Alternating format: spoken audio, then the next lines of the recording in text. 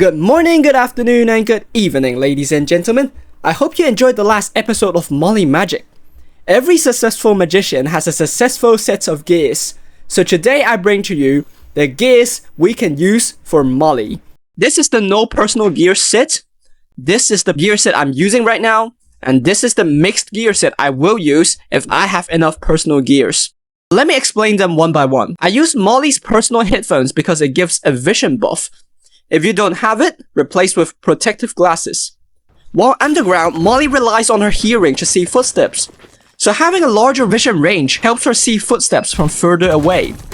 Also, being able to see more on the battlefield always helps you decide whether you should attack or not, because your ability is very precious, and you could die if you don't use it properly.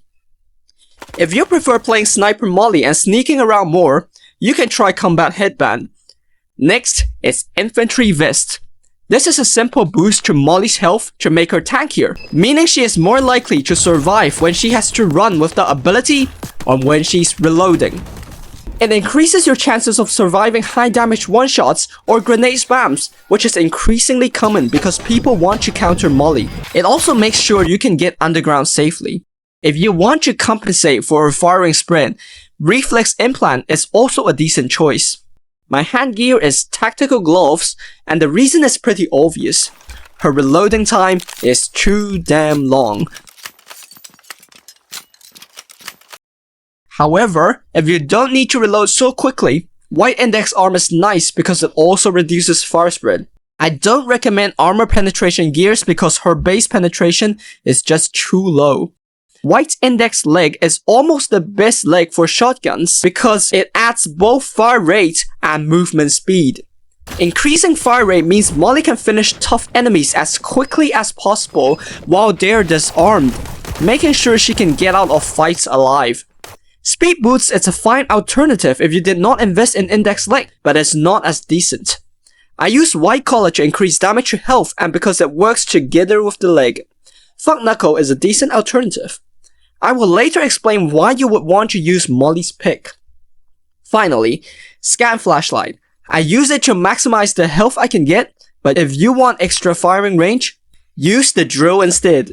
Moving on, here's the mix set. Of course, you can use full personal gears, but a mix set is still valuable because full personal gears don't reduce reloading time. Here, I choose a combination of 4 personal gears to get that extra 2 seconds of barrel. Emerald Heart is a perfect replacement for Infantry Vest because it both increases health and reduces recoil. The pick further increases firing rate. In the future, full personal gears is definitely a viable option because it further boosts Molly's damage to health and the disarm radius. The cost, however, is that you have lower health, less firing rate, and a very long reloading. Good luck with that. Coming up next is Molly gameplay with my current set of gears and 6 personal gears. Enjoy the show! Alright, ladies and gentlemen, what you're watching right now is full personal gears Molly gameplay by Rocket from Powerhouse. It's an honor to have him. He's very nice and he agreed to provide some of his gameplay recordings. We can see he's using the agent drone because he has the emergency charge module, which allows Molly to use her ability repeatedly.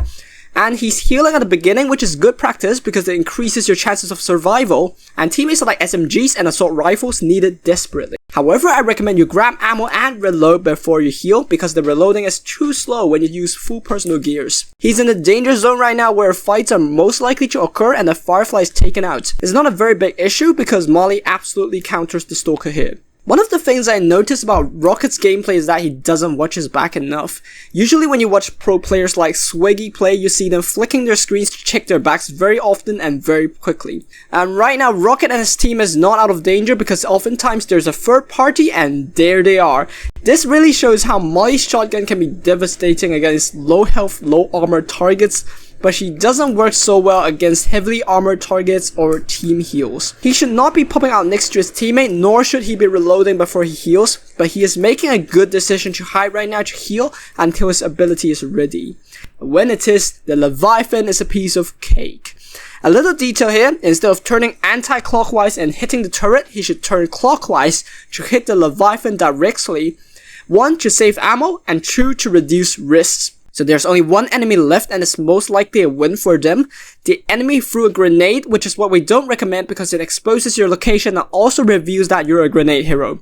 We have Molly in pursuit and he has good awareness of footsteps, but I think he came out too early. Instead, he should get as close as possible to the Freddy in order to disarm. You can imagine if this enemy were a Sparkle and she turns around that corner, then Molly would be very, very dead. So please try to disarm your enemy. And on to our second match. This is a relatively decent spawn because it gives you enough space and it allows you to play out good defense. We see him picking up the ability charge here, which stops the recharging at around 50%. When he uses the ability, the recharge is going to start directly from where it stopped, which is 50%, and after he finishes his ability and after the 6-second cooldown, his next ability will be ready. Personally, I would go for the blue explosives, but maybe he wants to leave it to his teammates. If you notice the kill feed, you will know there's a Ramsey, and being aware of such details is very important. By the far away explosions, gunshots, and the enemy scan, we can be certain that the central area should be clear, so he didn't use burrow immediately.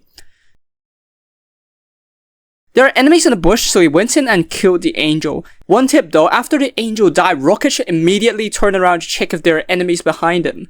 We can see the ability trick is working and he already has his second charge. So that is a neat Cyclops kill, and he retreated behind his teammates. The arrow ray means that his team is completely exposed to the enemy, and we saw the Ramsey I was talking about earlier.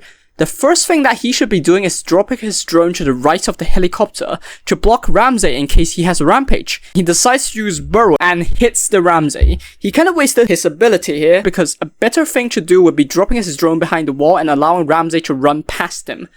Then, when Ramsey hits your teammate, pop out to apply disarm. Finally, he ends the game with a bush scan.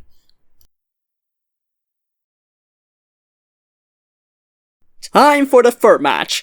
This spawn is not particularly friendly to Molly because it's all open grounds, so don't learn from this Sparkle because she's rushing too far ahead of her team and she got shot by a blizzard.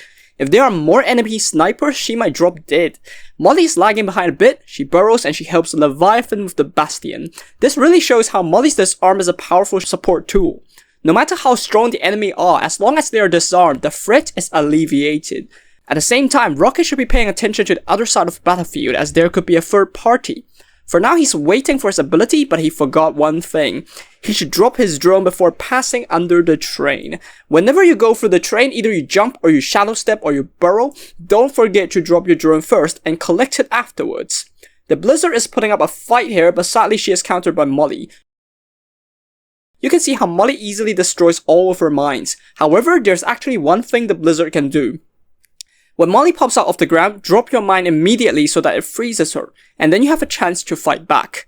There's another blizzard and a grenade, so Rocket is on the run. He should be healing before he reloads, and he should be entering the bush instead of wandering outside. Eventually he enters the bush with Leviathan, but they make a fatal mistake. Leviathan should not be popping out of the bush, and Molly should not be following so closely. She almost dies to the blizzard while burrowing, and still dies here.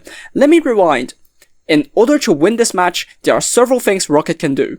He should stay inside the bush and be on the watch, even though when Leviathan goes out. The blizzard will expose herself and she has to come out because the circle of death is behind her. Then Molly has a good chance of nailing her down.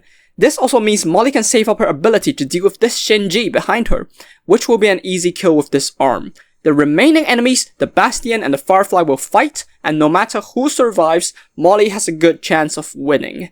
This is an example of how small details could result in big differences, because one little mistake can trigger a series of chain reactions that eventually means your defeat. For now, however, I know most people don't have full personal gears, so in the following part I will be showcasing a gameplay of my own gear set, which will demonstrate the importance of tactical gloves and health gears.